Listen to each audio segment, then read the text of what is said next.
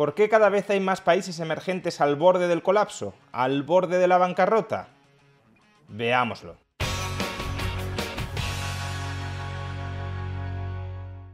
El tipo de interés de la deuda pública de Ucrania a 10 años supera el 43% y se ha incrementado en 35 puntos durante el último año. El tipo de interés de la deuda pública de El Salvador supera el 33% y se ha incrementado en 16 puntos durante el último año. El tipo de interés de la deuda pública de Sri Lanka supera el 37% y se ha incrementado en 16 puntos durante el último año. El tipo de interés de la deuda pública de Ghana supera el 21% y se ha incrementado en 10 puntos durante el último año. El tipo de interés de la deuda pública de Pakistán supera el 17% y se ha incrementado en 10 puntos durante el último año. El tipo de interés de la deuda pública de Ecuador supera el 16% y se ha incrementado en 7 puntos durante el último año. El tipo de interés de la deuda pública de Nigeria se ubica prácticamente en el 16% y se ha incrementado en 7 puntos durante el último año. El tipo de interés de la deuda pública de Kenia supera el 15% y se ha incrementado en 9 puntos durante el último año.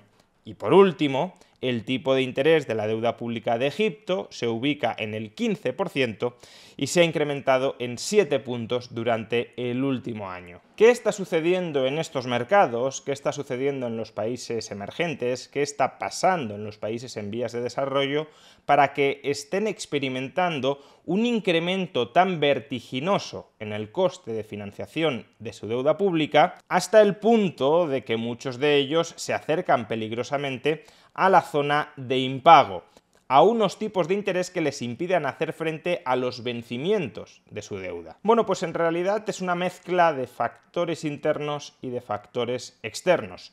Los factores internos dependen de cada país y son muy variados. Por ejemplo, en el caso de Ucrania, la guerra claramente juega un papel fundamental a la hora de elevar, a la hora de disparar los tipos de interés de su endeudamiento. En el caso de El Salvador puede influir hasta cierto punto que el país haya apostado y haya invertido fondos públicos en Bitcoin. En el caso de Sri Lanka, claramente el colapso de su economía, especialmente de su economía agraria, tiene mucho que ver, etc. Es decir, cada uno de estos países tiene diversos factores internos que están impulsando el incremento del coste de su endeudamiento.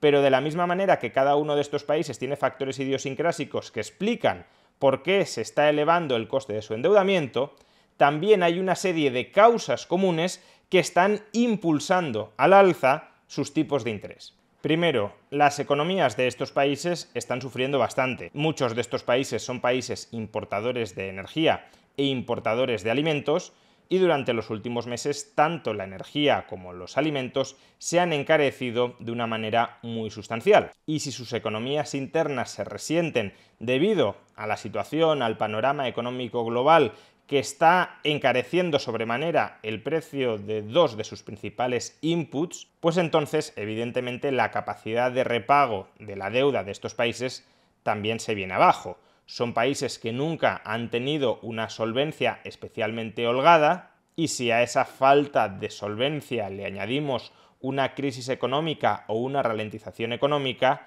los riesgos se disparan. Pero por otro lado, existe un segundo factor muy importante para explicar por qué se están elevando tanto los tipos de interés de la deuda pública de estos países. Y ese factor no es otro que la elevación de los tipos de interés de la Reserva Federal en Estados Unidos y la consecuente apreciación del dólar. ¿Pero qué tiene que ver exactamente que el Banco Central de Estados Unidos suba sus tipos de interés con que los tipos de interés de la deuda pública de estos países se estén disparando? Bueno, pues tiene que ver en dos sentidos. Por un lado, si Estados Unidos ofrece tipos de interés más altos por su deuda, entonces parte del capital que hasta el momento se invertía en la deuda pública de estos países emergentes sale de estos países emergentes y se refugia en unos activos financieros estadounidenses que se han vuelto más atractivos después de la elevación de los tipos de interés. Por tanto, hay una reubicación de los capitales internacionales donde se reduce el peso de la deuda pública emergente en las carteras de los principales inversores y se incrementa el peso de la deuda pública estadounidense. Y si se reduce la demanda de deuda pública emergente, los tipos de interés que ha de pagar el gobierno de cada uno de estos países para poder colocar su deuda en los mercados, para que alguien se la compre, son tipos de interés más altos. Básicamente los inversores dicen, si no me pagas tipos de interés más altos, no me interesa comprarte tu deuda, que es una deuda de alto riesgo, prefiero comprar deuda pública estadounidense a 10 años que está pagando aproximadamente el 3%. Que sí, que tú estás pagando el 10%, pero prefiero el 3% seguro en Estados Unidos que el 10% inseguro en tu caso. Por consiguiente, o me pagas el 15%, o me pagas el 20%, o me pagas el 25%, o no te compro tu deuda. Pero es que además, y por otro lado, existe un segundo factor importante. Gran parte de estos países emergentes tienen porciones de su deuda pública emitidas no en moneda local, porque esa moneda local no les sirve para importar bienes y servicios de los mercados internacionales, que es lo que necesitan en caso de que no los produzcan internamente. Gran parte de estos países emergentes tiene porciones de su deuda pública emitidas en dólares. Es decir, que lo que les tienen que devolver a los inversores no es moneda local, sino que son dólares. El problema, claro, es que estos países no fabrican dólares y por tanto tienen que comprar los dólares en los mercados internacionales para poder amortizar su deuda en dólares. Y si la subida de tipos de interés de la Reserva Federal lo que está haciendo es apreciar el dólar en relación con las divisas locales de estos países, el importe real de la deuda pública que han emitido en dólares se incrementa. Es decir, cada vez les resulta más costoso, cada vez se les hace más cuesta arriba devolver la deuda que tienen denominada en dólares. Su endeudamiento efectivo crece y por tanto su solvencia relativa se reduce.